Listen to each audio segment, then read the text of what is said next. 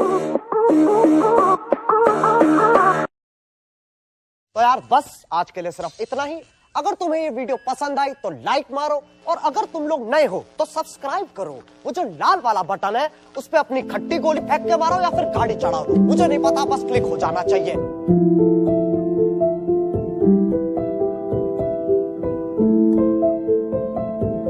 Planning भी बना लेते हैं तब हमारे दिमाग में एक बात आती है बार बार कि यार मैं कर तो रहा हूं, पर ये मेरे लिए सही होगा या गलत होगा। मैं स्टार्ट तो कर दूंगा, लेकिन अगर पूरा नहीं कर पाया तो, मैं फेल हो गया तो। देखो हमारा इंसानी दिमाग है ना, उसकी एक बहुत बड़ी गंदी आदत है, जब तक कि उस गंदी आदत का फायदा उठाना शुरू ना कर दो, और वो है इसका निगेटिविटी की तरफ जल्दी से झुक जाना। जब भी उसके सामने एक पॉजिटिव और एक नेगेटिव बात रखते हैं तब वो नेगेटिव चीज में ज्यादा इंटरेस्ट लेता है। बहुत बड़ी प्रॉब्लम है ये। अगर तुम्हारा कोई रिलेटिव या फैमिली मेंबर रात को ऑफिस से डेली 8 बजे आता है और आज 9 बज गए, तो हम इसी डर में रहते हैं कि यार कुछ अनहोनी तो नहीं हो गई। हम कभी भी ये नहीं सोचते कि हो सकता है रास्ते में आते टाइम कोई रिलेटिव मिल गया होगा, घर ले गया होगा, शादी का कार्ड दे रहा होगा, यानी कि डर। तो अब तरीका मैं बताता हूँ कि इस डर को फायदे में कैसे बदलें। देखो, जब भी तुम अपने सपनों के लिए जी जान से मेहनत कर रहे हो, और अगर एक टाइम ऐसा आए कि यार बात बिगड़ सकती है, मेरी मेहनत शायद फेल हो सकती है, या मेरी मेहनत शायद थोड़ी कम रह सकती है, तो समझ जाना कि ये जो डर नाम की चीज है ना, वो तुम्हें बोल रही है कि अपने अंदर का सोचने का, प्लानिंग करने का, अपने शरीर को मेहनत में काम में लेने का सॉफ्टवेयर अपग्रेड करो।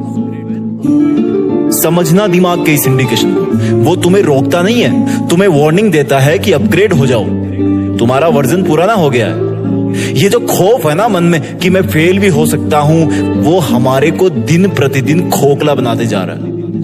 यार मैं ट्राई तो कर लूं, लेकिन मेरे पास पैसे कम है, अगर ये भी चले गए और फॉर्मूले ने काम भी नहीं किया तो मैं ना इधर का रहूंगा ना उधर का। यार मैं सब कुछ छोड़कर आईएएस की तैयारी में तो लग जाऊं, लेकिन पता नहीं कितने साल मेहनत करनी पड़ेगी, और उसके बाद भी क्या गारंटी है कि सिलेक्शन हो जाएगा। मेरे पैसे तो जाएंगे ही, और अगर फेल हो गया तो टाइम भी जाएगा। फेल होना बहुत बुरा है, लेकिन ट्राई ना करना उससे भी बुरा है। फेल होने का दर्द तो थोड़े दिन रहता है, लेकिन ट्राई ना करने का पछतावा जिंदगी भर रहता है। जो असफल होने से डरता है वो खुद ही अपने सफल होने के चांस कम कर देता है। हमारी सबसे बड़ी महानता इसमें नहीं है कि हम कितनी बार फेल होते हैं, हमारी सबसे बड़ी महानता इसमें है कि हम फेल होने के बाद कितनी बार वापस लड़ने के लिए तैयार होते हैं। डर के सामने अगर उससे बड़ा कोई डर आ जाता है ना, तो छोटा वाला डर अपने आप चुप हो जाता है। मान लो तुम्हें कहीं बाहर एग्जाम देने ट्रेन से जाना है, और तुम्हें डर लग रहा है कि यार पता नहीं पेपर कैसा आएगा। तुम हाथ में किताब लिए पढ़ते रहते हो, और तुम्हें अचानक से सुनाई देता है कि ट्रेन 30 मिनट लेट हो गई। अब तुम्हारे अंदर दूसरा डर क्रिएट हो गया कि एग्जाम तो तब दूंगा जब ट्रेन आएगी। फिर तुम पागलों की तरह इंक्वायरी काउंटर पर जाते हो, इधर उधर पड़ताल करोगे, तुम भूल जाओगे कि तुम्हें पढ़ाई में क्या क्या नहीं आता, तुम अपने एग्जाम वाले डर को भूल जाओगे।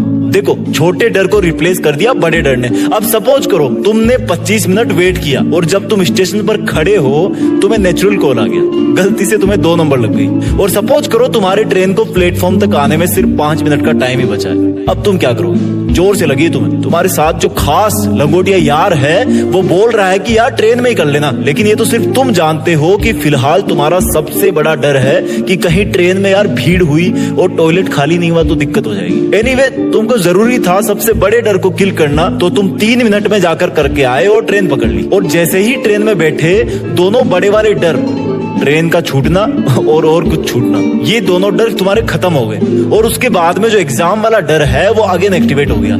ये है डर की काली करतूत। सॉल्यूशन मिला?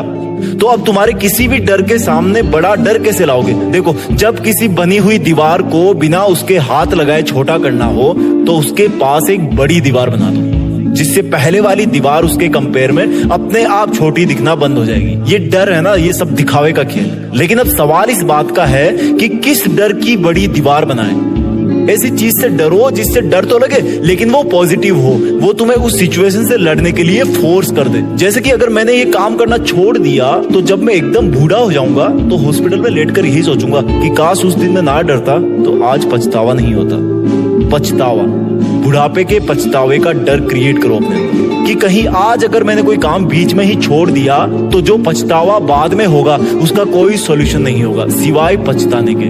और कैसा पॉजिटिव डर पैदा कर सकते हैं कि अगर मैंने ये काम या पढ़ाई हार मान करके छोड़ दी तो शायद इससे बड़ा अवसर मुझे अब नहीं मिलेगा, और अगर मिलने की उम्मीद है यानी कि फेल होने के बाद भी चांस मिलेगा तो फिर डर कैसा। चुनौती स्वीकार करना यार, जाओ और उस चुनौती का सामना करो। यानी कि अब आपके सामने आपका डर एक चैलेंज बन गया। देखो, चैलेंज और डर दोनों की इंटेंसिटी सेम होती है लेकिन साइन चेंज हो जाता है। चैलेंज एक तरह का पॉजिटिव डर है, वो हमें आने वाली सिचुएशन का डट कर सामना करने की ताकत देता है। चैलेंज उस सिचुएशन को चुनौती देता है जबकि डर उससे भाग जाने के लिए बोलता है, और भागना मतलब खुद ही अपने एफर्ट्स को पानी में मिलाना। डर तो एक गोताखोर को भी होता है कि कहीं कोई शार्क मछली के चंगुल में फंस गया मैं तो, लेकिन इसी डर को वो चैलेंज में बदलता है, पूरी सतर्कता के साथ गहराइयों में गोता लगा के वापस आ जाता है। तो अगर डरना ही है तो डर को सोचने से ही डरो कि कहीं ये डर मुझ पर हावी हो गया तो तब तो मेरा वजूद ही खत्म हो जाएगा। मुझे अपने डर को चुनौती में बदलना है,